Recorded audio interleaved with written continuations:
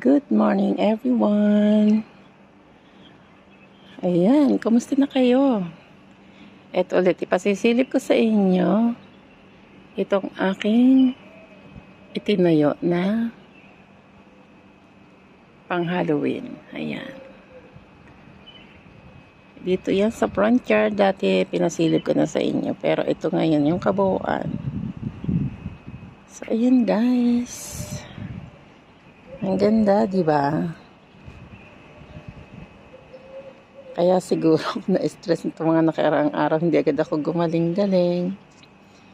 Kasi nga, ayan, ang dami naming pinagkaabalahan. Kasi itong aking amo, laging wala.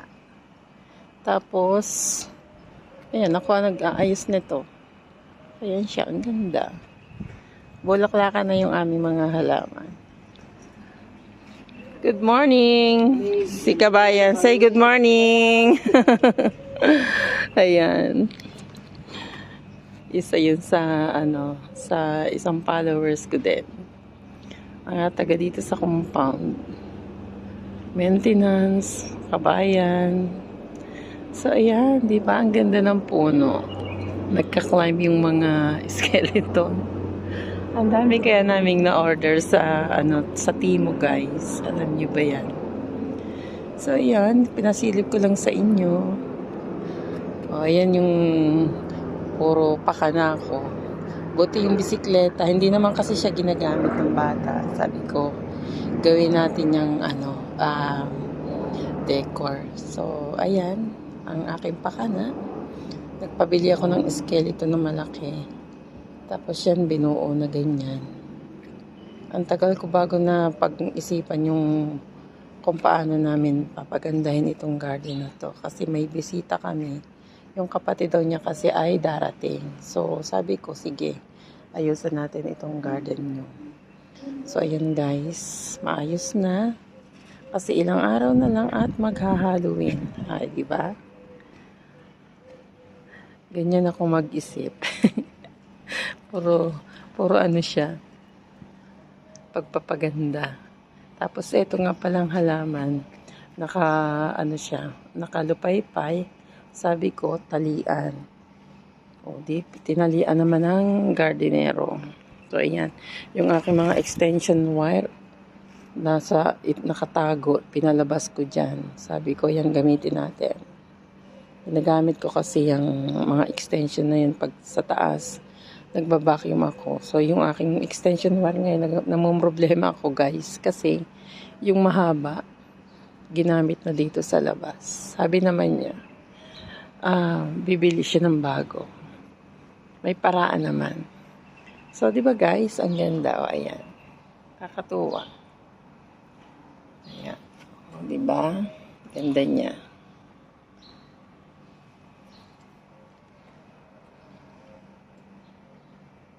Ito yung mga tinanim kong halaman. Bulaklakan. Sabi, tatanggalin niya sana. Sabi ko huwag kasi dekorasyon din yan. O, di ba? Ganda. At tapos, ito rin yung aking iniakyat doon sa rooftop. Kala niyo ba yung hirap ko dito? Para lang mapaganda ko yung bahay niya. Ayun, ang skeleton. Tinalian ko siya doon. Merong pa sa taas. O, di ba?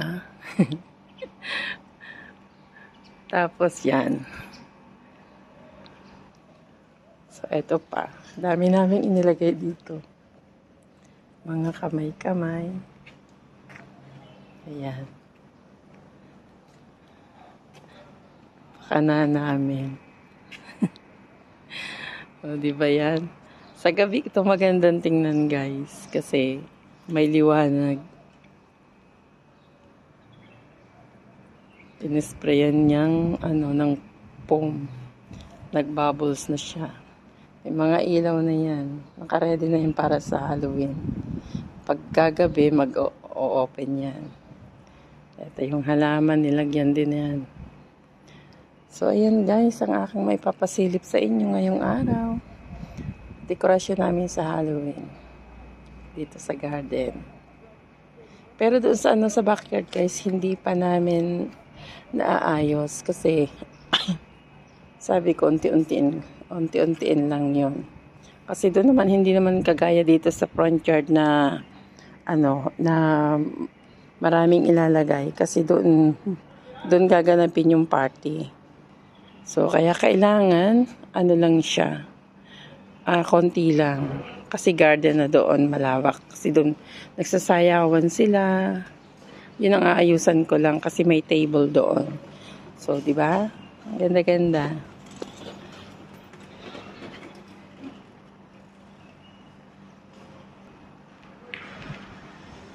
So, ayan naman guys. Maraming salamat. At ito na yung aking kakutsaba na taga-linis ng aking halamanan. Ako rin ang nag-recruit niyan para dito sa kanila. Kasi yung dating gardener nila ay hindi maayos magtrabaho. Kaya sabi ko palitan natin. Dati ayaw niyang makinig. Sabi ko tingnan mo, pag napalitan mo yan, gaganda ang ating halamanan. Hindi ko naman kayang palagi ng maglinis kasi may oras lang ako dito, di ba? Hindi naman ako full-time dito. So, ayan guys, ang aking masasabi lang at maisi-share. Shoutout po sa lahat ng ating mga kaibigan dyan. Team United OFW Charity Group. Shoutout sa inyo. Ayan, maraming salamat Ate Liway sa pamumuno po ng Team United OFW team, group namin. At ni Kuya Johnny at sa lahat-lahat ng buong team na kasama namin. Shoutout sa inyong lahat. Isang mapagpalang araw po sa inyong lahat. Ayan. Pagpalain po tayo ng ating Panginoon at paglawakin ng ating mga adhikain na makatulong sa ating mga kapwa, kababayan natin na nangangailangan ng tulong. Ayan. Ngayon alam niyo na kung bakit ako nagkakasakit. Ito kasi yung aking mga pinaghihirapan.